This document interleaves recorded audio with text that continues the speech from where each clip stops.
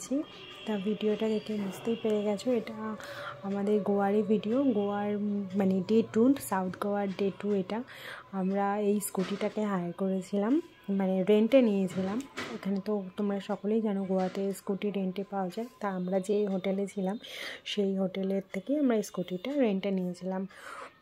আর দিনটা শুরু করেছি একটা ডাবের জল দিয়ে। মেয়েকেও ডাবের জল খাইয়ে আমরা স্কুটি নিয়ে বেরিয়ে পড়েছি ঘুরতে যাওয়ার জন্য। তা আমরা আজকে ঘুরতে যাব স্কুটি করে। আশেপাশে যে সমস্ত বিচগুলো আছে সেগুলো, আশেপাশে আরও যে সমস্ত ঘুরবার জায়গা আছে ট্যুরিস্ট স্পটগুলো সেগুলো। তা ফার্স্টে আমরা যাচ্ছি বাটারফ্লাই বিচের জন্য আমরা বেরোচ্ছি। তা এবার তোমরা ভাবতে পারো আগের দিনও তো আমরা বোটে করে বাটারফ্লাই বিচে গেছিলাম, তা আজকে আবার কেন যাচ্ছি। তা আজকে যাচ্ছি যেহেতু গতকালকে আমরা বোটে করে গেছিলাম, তা খুব একটা বেশি এনজয় করতে পারিনি। মানে এনজয় কি, ভালোই মজা লেগেছে। মানে রাস্তা দিয়ে যেতে যে মানে ভিউটা, প্রকৃতির যে দৃশ্য সেটা আমরা অনুভব করতে পারিনি। অনেকে বলছিল যে রাস্তা ভীষণ এখানেরই সুন্দর আর পাহাড়ের মধ্যে দিয়ে যেতে হবে, যার জন্য একটা মনে এক্সাইটমেন্ট জন্ম নিয়েছিল যে না তাহলে আমরাও সেই রাস্তা দিয়ে গিয়ে আবার বাটারফ্লাই বিচটা আবার দেখব। তাই বিশ্বাস করো মানে গিয়ে ভীষণই মজা হয়েছে। দেখো চারিদিকের রাস্তা কত সুন্দর, প্রকৃতির সৌন্দর্যের আগে তো সব সৌন্দর্যই একদম ফিকা, যেটা একদম বাস্তব সত্যি কথা। আর দেখো এত সুন্দর গাছপালা, দেখো জঙ্গলের মধ্যে দিয়ে রাস্তা, খুবই সুন্দর লাগছিল। পাহাড় আগে মানে দেখতে থাকো তাহলেই দেখবা পাহাড় রয়েছে। আর যেতে যেতে এনাদের সাথেও দেখা হয়ে গেল, জঙ্গলের মধ্যে ইনারা ছিল। যাই হোক মানে একটু মজা লাগলো, যার জন্য এনাদেরকে দেখে আমরা একটু দাঁড়ালাম। আর দেখো যত দূর যাচ্ছে খালি জঙ্গল আর জঙ্গল, এদিকে তো রাস্তাও মাটির রাস্তা। তা এখানে ফরেস্ট ডিপার্টমেন্টের থেকে লোক ছিল, বলে দিল এরপর থেকে আর স্কুটি নিয়ে যাওয়া যাবে না, এখান থেকে হেঁটেই যেতে হবে। মানে পাহাড়ি রাস্তাটা এখান থেকে শুরু হয়ে যাচ্ছে, যার জন্যই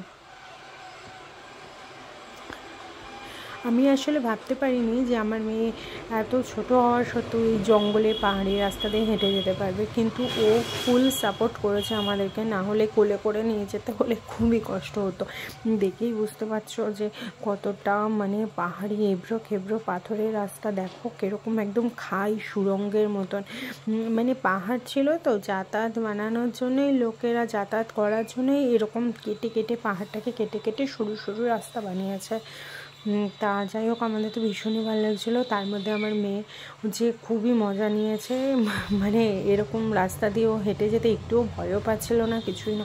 দেখো কত বড় বড় পাথর, মানে এই রাস্তা দিয়ে যাব বলেই আমরা আবার আজকে বাটারফ্লাই বিচে এসেছি। মানে একদম অ্যাডভেঞ্চারাল, খুবই ভালো লেগেছে। আর দেখো ওই যে বিচ দেখা গেছে, মানে প্রচুর দূর, প্রায় আমরা 1 কিলোমিটার মতন হেঁটে এসেছি, অনেকটা দূর। কিন্তু বিচটা তো খুবই ছোট, আগের ভিডিওতে আমি বলেছি, কিন্তু খুবই সুন্দর। এই যে আসলাম গেলাম, এই যে একটা এক্সপিরিয়েন্স, এটাই খুবই সুন্দর। দেখো দু সাইডে দুটো পাহাড়, তার মাঝখানে বিচটাও তো খুবই সুন্দর, জল পরিষ্কার, এগুলো তো আমি আগেও বলেছি আবার বলছি। দেখো ন্যাচারাল ভিউ কত সুন্দর, ভীষণই সুন্দর। আর তোমরা যদি কেউ কোনোদিনও গোয়া আসো তা অবশ্যই তোমরা এই বিচে আসবে। বোটে করে মানে আসবেই অবশ্যই, বোটে আসার এক্সপিরিয়েন্স আলাদা, আর এই পাহাড়ি রাস্তা জঙ্গলের মধ্যে দিয়ে আসার এক্সপিরিয়েন্সটা আলাদা। এই জন্য আমি তোমাদেরকে অবশ্যই বলবো যে তোমরা দুভাবেই আসবে, দুভাবেই এলে খুবই মজা লাগবে।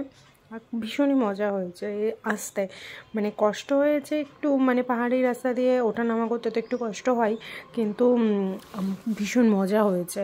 যার জন্য তোমাদেরকে বলছি তোমরা যদি আসো গো অবশ্যই দুভাবেই আসবে, বোটেও আসবে আর এভাবে পাহাড়ি জঙ্গলের রাস্তার মধ্যে দিয়েও আসবে, দেখবে তোমাদের নিজেদেরই অনেকটা ভালো লাগছে। আর জল দেখো কত সুন্দর, মানে জাস্ট ওয়াও। আমার পুরো গোয়ার মধ্যে এই সি বিচটাই সবথেকে ভালো লেগেছে, যেখানে এত পরিষ্কার আর সুন্দর। যাই হোক অনেক গল্প করে নিলাম, এই ভিডিওটা এখানেই শেষ করছি, কারণ এই বাটারফ্লাই বিচে এইটুকুই, এর থেকে বেশি আর কিছু নেই। আর তোমাদের যদি ভিডিওটি ভালো লেগে থাকে তাহলে লাইক শেয়ার সাবস্ক্রাইব করে দিও চ্যানেলটাকে।